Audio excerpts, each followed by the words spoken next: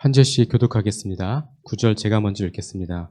그러므로 너희는 이렇게 기도하라. 하늘에 계신 우리 아버지여, 이름이 거룩히 여김을 받으시오며. 나라가 임하시며 뜻이 하늘에서 이루어진 것 같이 땅에서도 이루어지리다.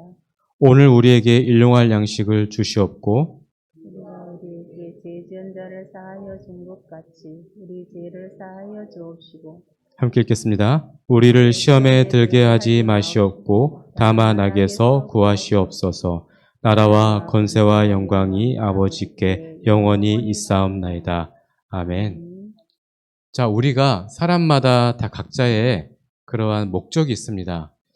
직장을 갖는 이유, 그리고 공부를 하는 이유, 다 이유가 있죠. 공부를 하는 이유는 사실은 직장을 갖기 위해서 많이 공부를 합니다. 더 좋은 어떠한 직업을 얻기 위해서 공부를 많이 하고, 그리고 또 우리가 직장 다니는 이유도 사실은 자녀를 키우기 위해서, 또 집안의 살림을 일으키기 위해서 그렇게 일을 하고 있습니다. 모든 것에서는 목적이 있죠.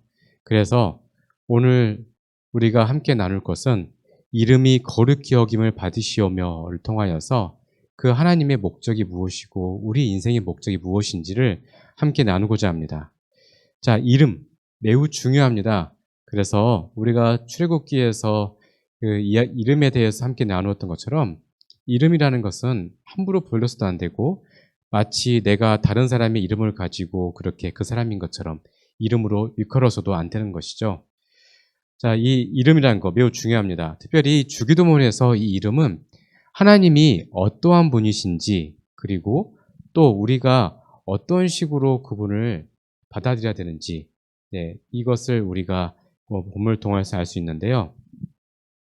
자, 여러분, 이 예수님의 이름, 아버지의 이름, 그리고 여호와의 이름, 자, 거기에는 그만의 독특한 의미가 있고, 또 그것을 통하여서 하나님이 자신을 어떻게 불림을 받고 싶어 하는지, 그러한 모든 것들이 담겨져 있습니다. 그래서 하나님이라는 단어를 우리가 부를 때 이 하나님이 어떠한 분인지, 그리고 하나님이 어떠한 일을 하셨는지를 우리가 알아야 됩니다. 자, 요즘엔 좀 이단에 대해서 사람들이 좀 관심이 없는 것 같은데, 제가 보니까 좀 연세가 있는 분들은 이 이단에 대해서 직접적으로 거기에 그 어떤 교육을 받지 않아도 그 어느 한 세대 분들을 보면 이단의 그러한 영향력을 좀 많이 받았다라는 생각을 좀 듭니다. 지금은 안 그렇지만 그 성락교회 아시죠? 김기동. 이 김기동 이 귀신론이 한때는 대한민국을 들었다 놨다 했습니다. 그래서 이 김기동의 이 생각, 김기동의 이런 귀신론이 사실은 한국교회에 파다하게 퍼졌어요. 저는 최근에 이런 얘기를 한번 들었습니다. 우리 아이가 한번 이렇게 놀다가 다쳤어요. 그러니까 그분이 하신 말씀이 부모가 기도 안 해서 그렇다고. 이게 김기동이 하는 얘기예요. 자녀가 아프면 이 부모 때문에 그런 거라고. 성경에 나온 이야기가 아닌데, 그렇죠? 왜 김기동의 귀신론이 문제가 되냐면, 이게, 이 하나님이 어떠한 분인지를 왜곡합니다. 예수님이 어떠한 분인지도 왜곡하죠. 진리에 대해서 왜곡합니다. 우리 하나님은 진리의 영이세요. 진리의 하나님. 그 하나님을 바로 알아야 이름이 거룩히 여김을 받을 수가 있는 것입니다. 그래서 우리가 하나님 이름을 정말 거룩히 여김을 해야 되는데 우리가 그렇지 못할 때가 많이 있다.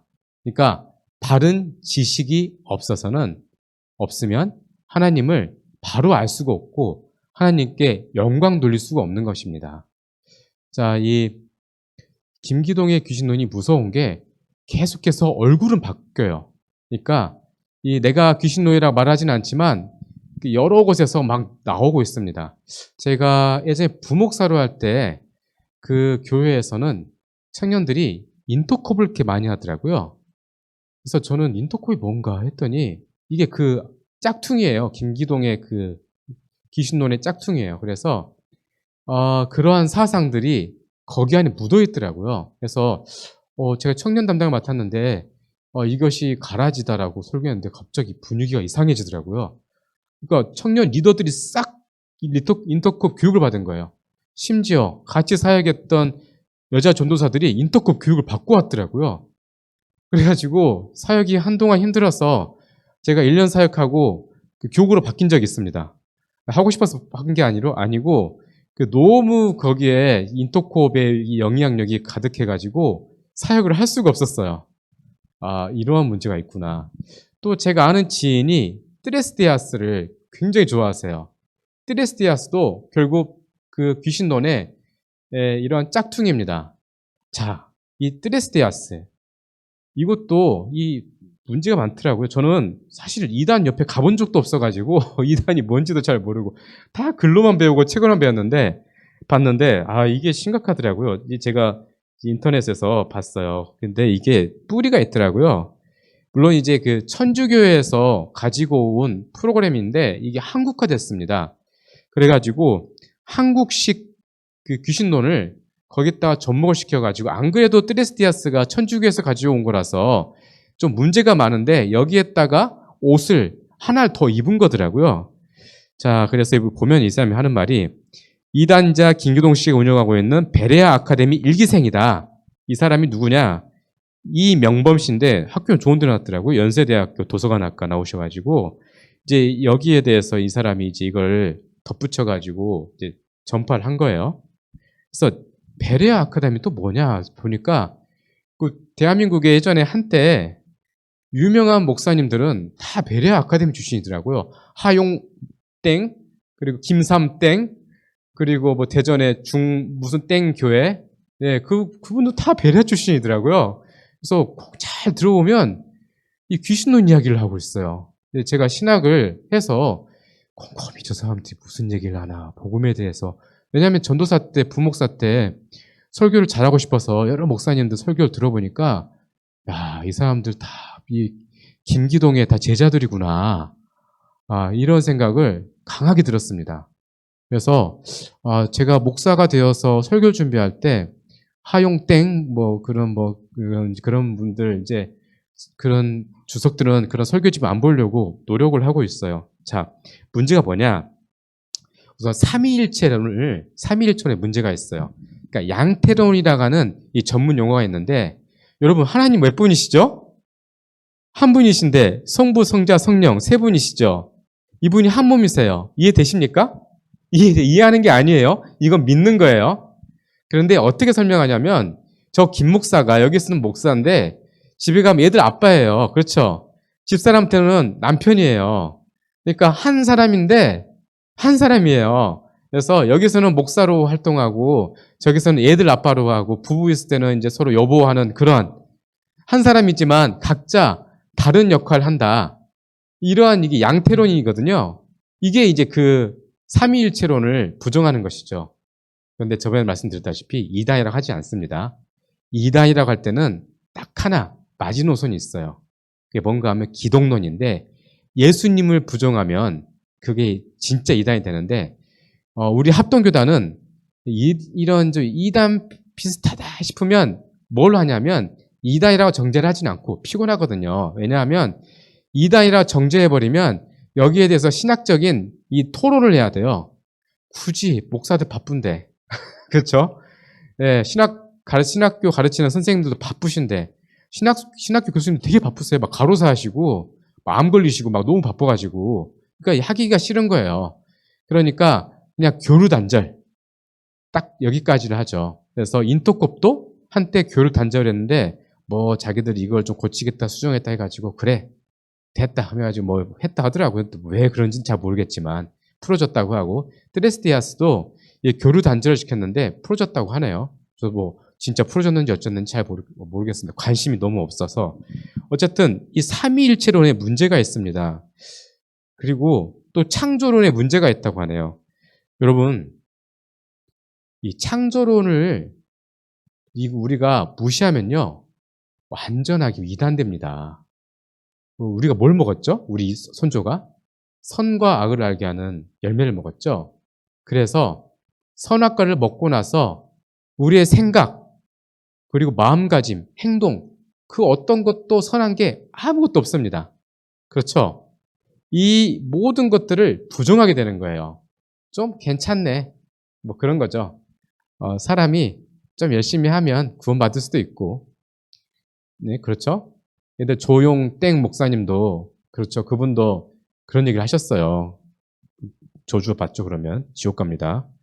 자, 이 선악과도 이거를 부정하고, 또 마귀에 대한 이 어떤 것도 부정합니다. 자, 마귀를 멸하려고 인간을 창조했다. 좀 그렇죠. 그리고 또 우리 그 영혼에 대한 구원론에도 문제가 있는데 어떤 문제가 있냐면 그 제가 가끔씩 그런 얘기 합니다. 예수님 다시 오시면 어떤 일이 벌어지는가 하면 무덤 속에 잠자는 분들이 다 벌떡벌떡 일어납니다. 그래요. 반드시 그런 일이 있을 겁니다. 왜 그런가 하면 몸도 구원을 받기 때문에요. 그렇습니다. 그리고 영혼은 우리가 죽어서 저 영원한 낙원에 갑니다. 그런데 예수님 다시 오시면 새로 바뀐 몸과 그리고 우리가 구원받은 영혼이 합일이 됩니다. 이거 우리가 믿는 구원론이에요. 몸도 구원받고 영혼도 구원을 받는 겁니다. 지금 우리가 지금 저기 천국에 계시는 분들을 사실을 새하늘과 새 땅에 계신 분이라 하질 않아요. 대신에 낙원이라고 하죠. 낙원과 천국은 좀 다른 겁니다. 왜냐하면 아직 예수님이 안 오셨잖아요. 그렇죠? 그래서 예수님이 오시면 새하늘과 새 땅을 만들어 주세요. 신천신지죠. 이단이 쓰지 않았으면 신천지라 불렀을 건데 신천신지를 만드십니다. 새하늘과 새 땅을 만드세요. 그런데 그 날이 오기 전까지는 낙원에 있는 겁니다. 그리고 예수님 다시 오시면 낙원에 있었던 영혼들이 새로운 몸을 입고 그 새하늘과 새 땅의 영원한 나라로 가는 거죠. 자, 이러한 것들을 우리가 누리게 되는데 이런 것들에 대해서는 부정하게 되는 거죠. 그래서 영에는 인격적인 능력이 없다. 왜 영혼에 인격적인 능력이 없어요? 우리가 지금 육체 옷을 입고 있잖아요. 그렇죠. 우리 안에 영혼이 있습니다. 인격적인 능력이 있고 그리고 생각할 수 있는 그 모든 그러한 능력이 있습니다. 이거 다 부정하는 거죠. 그리고 성경도 부정을 해요. 그래서 성경의 여러 가지 것들을 부정합니다. 특별히 귀신론을 신봉하면 어떻게 되는가 하면 제사를 드리셔야 돼요. 왜 그러냐면 그 귀신론의 이론 중에 하나가 뭐냐면 사람이 태어나면 악한 영이 그 태어난 영에게 들어간다고 가르쳐요. 그래서 태어난 아이가 왜 우느냐? 그 영적인 것을 접했기 때문에 운다라고 가르쳐요. 아이가 태어나면 응애 울잖아요. 그러면 바로 그때 귀신이 그 아이에게 들어가서 그 아이와 함께 한 영혼이 돼서 그가 죽을 때 바로 그때 분리가 된다라고 가르칩니다. 뭐 성경에 그런 얘기 어디 나왔습니까? 안 나온 이야기입니다. 무서운 이야기죠. 성경을 완전히 왜곡하고 소설을 쓰는데 근데 이게 왜 사람들이 먹히느냐? 인스턴트 음식처럼 강력하거든요. 뭔가 좀 있어 보여요. 저도 그걸 들어보니까 뭔가 이거 좀 이상하다. 근데 좀 재미는 있다. 라는 생각을 했습니다. 네. 자, 이러한 이 김기동식 이러한 것들이 어느 한 시대 가운데 80년대, 90년도에 그때 신앙생활 했던 분들 중에 많이 젖어 있어요. 조심해야 됩니다. 트레스티아스 또 요즘 청년들 중에 인터콥. 저 아는 형님이 인터콥 멤버인데 그 목사예요. 근데 제가 좋아하는 형인데 안 들어요. 귀를 닫고 살아요. 그래서 교수님이 무슨 얘기를 하시면 수업 시간에 갑자기 이상한 질문을 해가지고 분위기 싹 깨가지고 그러니까 자기만의 어떠한 상식을 가지고 이야기하는데 전혀 성경적이지도 않고 이성적이지도 않고 그렇습니다. 한번 빠지면 헤어나기가 어렵습니다. 만약에 그런 분들이 직분을 가졌다면 빨리 그 직분을 내려놓는 게 가장 좋은 방법이 아닐까 싶습니다. 제가 아는 분도 빨리 내려놓으셔야 할 텐데 걱정이 됩니다. 자, 또 이런 거 있죠. 그 가계의 저주 들어보신 적 있습니까? 집안에 가계에 저주가 있어서 가계의 저주를 풀어야 된다. 이거 성경적이다면서 성경 뭐 어디를 하는 이렇게 예를 들어서 이야기하는데 이것도 하나님 이름을 거기다 먹칠하는 겁니다. 에스겔서인가 아버지가 신포도를 먹었다고 해서 아들이 신포도 때문에 이가 시리지는 않는다고 말씀하셨거든요. 무슨 말이냐면 아버지가 설령 하나님을 저주하고 모욕했다 할지라도 너는 너의 길을 걸어가고 너에게 주어진 기회로 하나님을 영광을 돌리라고 가르치지 그것 때문에 너희 집안 대대로 저주가 있을 것이다 라고 이야기를 하면 안 되는 겁니다. 그렇죠? 네. 자, 우리는 이 가계의 저주, 이것도 무서운 겁니다. 제가 아는 전도사님은, 이거를 거의 예수님 믿듯이 믿어가지고, 좀 같이 그때 사역하면서 힘들었던 적이 있습니다. 자, 이러한 모든 것들이 하나님의 이름을 더럽히는 겁니다. 네. 바로 아는 것, 바로 믿는 것이 하나님의 이름을 거룩히 여기는 것이고, 하나님께 영광을 돌리는 것입니다. 그래서 잘 알아야 되겠죠? 자, 그래서 우리는 하나님의 이름을 거룩히 여겨야 되는데 거룩히 여기지 못할 때가 많이 있다. 우리가 잘못 알아서 잘못 신앙생활을 해서 그렇다라는 것을 알았더라면 우리가 바로 살아야 될 것입니다. 자, 거룩이라는 단어. 거룩이라는 이 단어는 구별됐다는 게 있고 그리고 도덕적으로 우월하다는 의미예요. 자, 우선 도덕적인 우월함을 말씀드리겠습니다. 자, 하나님이 거룩하시고 선하신 분이십니다. 그렇죠? 믿으시죠? 그러면 하나님이 거룩하고 선한 일을 많이 하셔가지고 거룩하고 선한 분이신가요? 아닙니다. 하나님이 하시면 다 거룩한 겁니다. 그렇죠? 하나님이 하시면 다 선하고 아름다운 겁니다. 그래서 내가 믿기로는 하나님은 거룩하고 선하신 분인데 그분은 다 하는 것마다 거룩하고 선하셔. 물론 맞는 말인데 하나님이 그것을 일부러 골라서 하는 게 아니고 하나님은 본성상 그것 말고는 할 수가 없어요. 네. 자녀들과 이렇게 제가 이제 이렇게 애들하고 키우다 보면 그 아버지는 아버지로서밖에 할 수 없는 게 있어요. 예를 들어서 아빠가 아이들이 다니는 유치원 갈 수 있나요? 갈 수 없죠. 가면 안 되고. 아이가 다니는 유치원이나 어린이집 다녀야 됩니다. 아빠는 아빠가 있는 곳에 일하는 곳에 가야 되고 저는 여기가 직장이니까 여기는 사역자니까 당연히 여기 와야겠죠. 네, 여기에 올 수밖에 없는 거죠. 마찬가지로 하나님은 당연히 그냥 자연스럽게 그분의 일을 하시는 것뿐인데 그분이 하시는 그 모든 것이 거룩하고 선한 것입니다. 자, 이게 바로 그분의 성품이죠. 자, 다음으로 그분은 구별된 분이십니다. 우리가 하나님이 될 수는 없잖아요. 우리가 아무리 좋은 일을 한다고 해서 하나님의 그 신의 성품을 우리가 온전히 가질 수 있겠습니까? 없어요. 신의 성품을 갖는다는 의미는 조금이나마 그분을 닮아간다는 것이지 내게 그런 게 있어가지고 하나님의 성품을 우리가 표출하거나 다른 사람들에게 보여주거나 할 수 있는 게 아닙니다. 그래서 하나님과 나 사이에는 이따란 커다란 그러한 차이가 있다. 요한계시록에 보면 우리 하나님이 보좌에 앉아 계십니다.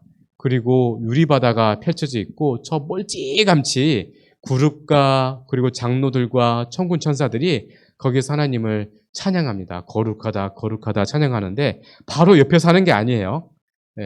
천군 천사와 그룹들과 장로들은 하나님과의 멀찌감치 거리에 있어서 하나님을 찬양하는 것입니다. 너와 나 사이의 거리는 이렇게 멀리 있다. 다른 거예요. 옆에 갈 수도 없는 겁니다. 거룩하신 하나님 옆에. 마찬가지로 우리가 하나님을 닮고 싶어도 하나님을 닮는다 하더라도 100% 닮을 수는 없습니다. 거리가 너무 커요. 그렇죠? 그런 것처럼 거룩이라는 것은 이런 겁니다. 하나님과 나 사이에 커다란 강과 같은 것이 있지만 조금이나마 예수님의 말씀을 듣고 닮아가려고 하는 것. 이게 바로 거룩의 모습이고 또 내가 거룩한 모습을 보여준다고 할지라도 그게 예수님처럼 우리 주님처럼 완벽한 거룩은 아니다. 왜? 우리는 생각과 행동, 말하는 것, 우리가 의도하는 것 모든 것에 있어서 타락하지 않은 것이 없습니다. 다 타락하고 제약된 것이고 그냥 입만 열면 다 거짓말이죠. 다 제약된 것이죠. 이러한 우리의 모습입니다. 그러니까 내가 어느 정도 레벨이 돼서 수준이 돼서 이제 예수님처럼 조금 됐다라고 생각하면 절대 안 됩니다. 자, 하나님의 이름. 하나님만이 하나님의 이름을 거룩하게 할 수 있다. 자, 당연한 거죠? 방금 말씀드린 바로 그겁니다. 사람은요, 생각, 행동, 말하는 게 다 그냥 더럽고 추악해요. 우리 힘으로서는 하나님의 이름을 거룩하게 할 수 있는 게 아무것도 없어요. 자, 거룩하게 할 수 있는 분은 누구냐? 예수님밖에 없다. 예수님 누구십니까? 하나님이시죠. 하나님이 자기의 힘으로 하나님의 이름을 높일 수 있는 겁니다. 그래서 예수님은 하나님의 이름을 거룩하게 하기 위해서 오셨다. 여기에 대한 구절이 요한복음 17장 6절입니다. 요한복음 17장 6절 보면 이렇게 기록되어 있습니다. 세상 중에서 내게 주신 사람들에게 내가 아버지 이름을 나타내었나이다. 그들은 아버지의 것이었는데 내게 주셨으며 그들은 아버지의 말씀을 지켰나이다. 즉 아버지의 이름을 알도록 하기 위해서 또 알게 하기 위해서 이 땅에 오셨고 십자가에 지셨다는 것입니다. 예수님이 사역이에요. 예수님이 이 땅에 오신 이유는 하나님의 이름을 높이기 위해서 하나님을 영화롭게 하고 하나님 이름을 높이 드높이기 위해서 이 땅에 오셨는데 아버지 하나님이 계획하신 그 모든 것을 십자가에서 다 이루셨습니다. 그것을 믿는 믿음으로 살아가는 것이지 우리의 힘과 능력과 지혜로 살아가는 것이 절대 아닙니다. 자, 세 번째. 성도의 궁극적인 목적은 하나님의 이름을 거룩하게 하는 것이다. 네, 맞습니다. 이제는 압니다. 뭔가를 조금 압니다. 그게 뭔가 하면 십자가의 능력이 아니면 하나님께 갈 수 없다는 것을 조금 압니다. 아는 거죠. 그리고 그걸로 말미암아 기뻐합니다. 아유, 하나님께서 나를 위해서 죽으시고 부활하셨구나. 이것을 온전히 믿으면 내 마음에 기쁨이 있습니다. 그렇지 않으세요? 진정으로 예수님을 영접하고 예수님의 그 모든 뜻을 안다면 마음에 기쁨이 있습니다. 누가 주신 겁니까? 아버지가 주신 거죠. 내 마음속에는 그 어떤 것도 기뻐할 수 있는 것들이 없는데 하나님이 기쁨을 주셔서 기쁨이 있는 것입니다. 그리고 알고 기쁨이 있으면 이제 기쁘게 행동할 수가 있는 것이죠. 의지에 있어서 이제 압니다. 자, 그래서 하나님께서 처음 아담을 통하여서 받고자 하셨던 영광을 이제 우리는 조금 알고 하나님께 영광 돌릴 수 있는 그러한 존재가 된 겁니다. 자, 네 번째로 성도들이 하나님의 이름을 거룩하게 하는 방법. 이게 뭘까 하면 베드로전서 1장 15절인데요. 오직 너희를 부르신 거룩한 이처럼 너희도 모든 행실에 거룩한 자가 되라. 우리가 바르게 믿고 바르게 하나님을 사랑하고 그리고 바르게 순종하게 된다면 그리고 또 하나님의 이름을 온전히 붙잡고 예배를 잘 드릴 수 있다면 그게 바로 하나님께 영광을 돌릴 수 있고 이름을 거룩하게 할 수 있는 것입니다. 그거밖에 없습니다. 예배 드리는 것 잘 드리고 그것처럼 우리 가운데 하나님께 영광 돌릴 수 있는 그런 유일한 방법은 없는 것이죠. 잘 예배를 드리려면 잘 알아야 돼요. 그냥 우리가 막연하게 하나님이 이런 분이시다라고 그렇게 생각하고 믿으면 안 되고 하나님이 어떠한 분인지 똑바로 잘 알아야 됩니다. 잘 알면 하나님을 바로 사랑할 수가 있고 하나님께 온전히 나아갈 수가 있는 것이죠. 자, 네 번째로 하나님의 영광. 창조와 구원의 목적은 하나님의 영광을 위한 것입니다. 자, 하나님의 이름을 거룩히 여기는 것은 하나님께 영광을 돌린다라는 그 뜻으로 불릴 수 있는데 웨스트민스터 신앙고백서 첫 번째 항이 뭔가 하면 사람이 이 땅에 태어난 목적이 무엇인가? 그것은 하나님을 영화롭게 하고 영원토록 그를 기뻐하고 즐거워하는 것. 그게 바로 우리 인생의 목적인데 그것을 바로 이름이 거룩히 여김을 받으시오며 라고 표현할 수가 있는 것입니다. 그러니까 웨스트민스터 신앙고백서도 사실은 이러한 주기도문에 대한 하나의 가르침인 것이죠. 출애굽기 33장 18, 19절 보면 이렇게 되어 있습니다. 모세가 이르되 원하건대 주의 영광을 내게 보이소서. 그러니까 모세가 주의 영광을 내게 보여주시옵소서 하니까 19절 보니까 여호와께서 이르시되 내가 내 모든 선한 것을 내 앞에 지나가게 하고 여호와의 이름을 내 앞에 선포하리라. 나는 은혜 베풀 자에게 은혜를 베풀고 긍휼히 여길 자에게 긍휼을 베푸느니라. 그러니까 모세가 하나님 주의 영광을 좀 보여주십시오라고 하니까 그러니까 내가 나의 이름을 반포하겠다, 알려주겠다라고 말씀하신 겁니다. 그러니까 영광과 이름은 같은 것이죠. 여호와의 이름을 높이는 것, 그것이 우리 인생의 목적입니다. 그러면 그 하나님을 영화롭게 한다는 의미가 무엇인가? 얼마 전에 뉴스에 보니까 이 피아니스트 임윤찬 씨가 나오더라고요. 18살인데, 만우 18살이니까 19살인 것 같던데. 반 클라이번 국제 피아노 콩쿠르 1위. 제가 잘 몰라가지고 저도 보니까 이게 되게 유명한 콩쿠르라고 하더라고요. 60년 만에 최연소 입상자로 가는데 대단합니다. 보셨는지 모르겠지만 막 사람들이 막 전율을 하고 박수를 치고 막 그 광경 보셨습니까? 그게 바로 그 모습입니다. 이 영광이라는 것은 어떠한 탁월한 능력을 보여줬을 때 그것을 기뻐하고 즐거워하는 것. 그게 영광을 돌리는 모습입니다. 그렇죠? 그게 바로 그 영광의 표현을 그렇게 하는 것이죠. 이거밖에는 사람이 표현할 방법이 없어요. 하나님께 영광 돌리겠습니다. 라고 하면 그걸 생각해야 돼요. 그 이민찬 씨가 그렇게 어떠한 이 반주를 하고 나서 사람들이 우레와 같은 박수를 치는 것. 네. 그거 말고는 표현할 방법이 없는 것입니다. 자, 우리는 그러한 모습으로 하나님을 찬양하고 예배하고 경배를 해야 될 것입니다. 그래서 처음에도 말씀드렸다시피 하나님이 어떠한 분인지를 자세히 알아야 되고 그리고 하나님이 우리에게 알려주신 그 말씀을 온전히 순종하고 거기에 맞춰 살 수 있을 때 그때 하나님께 영광이 되는 것입니다. 그리고 하나님이 우리를 구원하신 것 그리고 우리를 창조하신 것 그리고 또 세상 모든 만물에게 하나님께서 은혜를 베풀어 주신 것 이게 바로 하나님의 영광이 되는 것입니다. 저는 큰 대도시에서 있다가 양산에 오니까 제일 좋은 게 뭐냐면 공기가 너무 깨끗하다는 거. 네, 동의하십니까? 네, 서울 가보시면 아시겠지만 너무 숨쉬기도 힘들잖아요.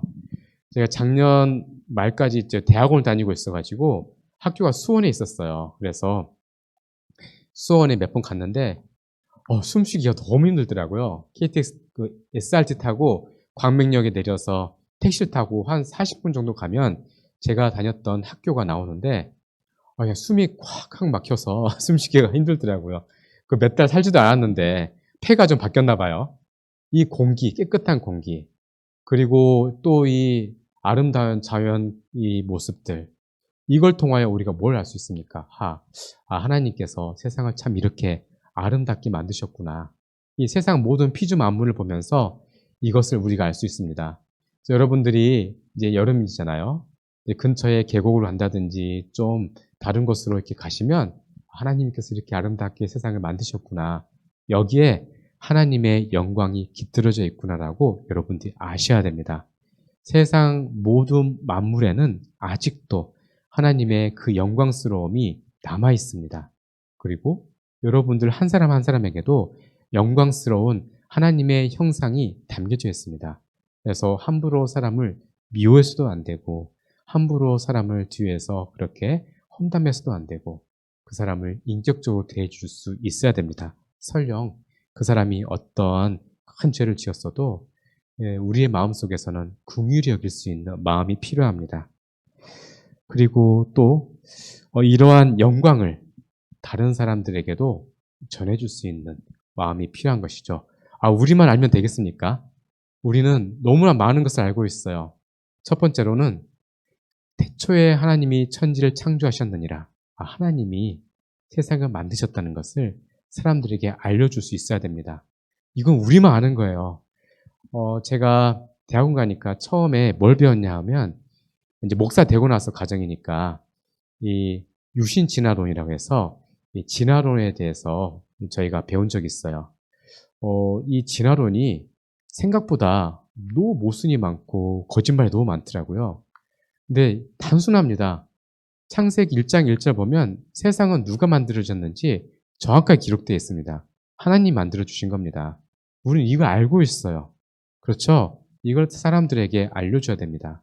그리고 언젠가는 우리가 죽어서 저 영원한 나라에 가든지 아니면 하나님을 믿지 않으면 지옥에 간다든지 이 둘 중에 하나밖에 없다는 것을 우리가 알고 있습니다.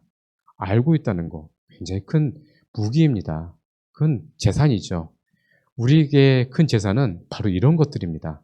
좋은 것들을 알고 있는데 이것들을 다른 사람들에게, 믿지 않는 사람들에게 전해줘야 됩니다. 그리고 우리는 참 죄인이고 우리 스스로는 구원받을 수 없는 존재인데 하나님께서 그 아들을 보내주셔서 십자가에 매달려 죽으시고 부활하셔서 이것을 믿는 사람에게 하나님 나라에 갈 수 있는 특권이 주어진다는 것을 우리가 알고 있고 믿습니다. 우리는 이것을 이 특별한 놀라운 것들을 알고 있는 사람들입니다. 그렇다면 사람들에게 이것을 알려줄 수 있어야 됩니다. 그리할 때 하나님께서 영광을 받으실 것입니다. 우리가 그러한 사람이 되어야 될 것이죠. 그러한 사람으로 늘 이 세상에서 승리하시길 주의 이름으로 축원드립니다. 기도하겠습니다. 하나님 감사합니다. 우리가 부족한 죄인이고 하나님의 은혜가 아니면 살아갈 수 없는 죄인들인데 하나님의 은혜 가운데 지금까지 우리가 이렇게 살아왔고 구원받은 백성으로서 주님의 형상을 온전한 형상을 회복하며 우리가 살아가고 있습니다. 이러한 특권을 누리고 있는 우리가 다른 이들에게도 이러한 지식과 이러한 역사하심을 알려줄 수 있는 귀한 전도자 될 수 있도록 주님 축복하여 주시옵소서. 한 주의 삶을 살아가면서 하나님을 영화롭게 하게 해주시옵시고 온전한 믿음으로써 승리하게 하여 주시옵소서. 감사드리며 예수님 이름으로 기도드렸습니다. 아멘.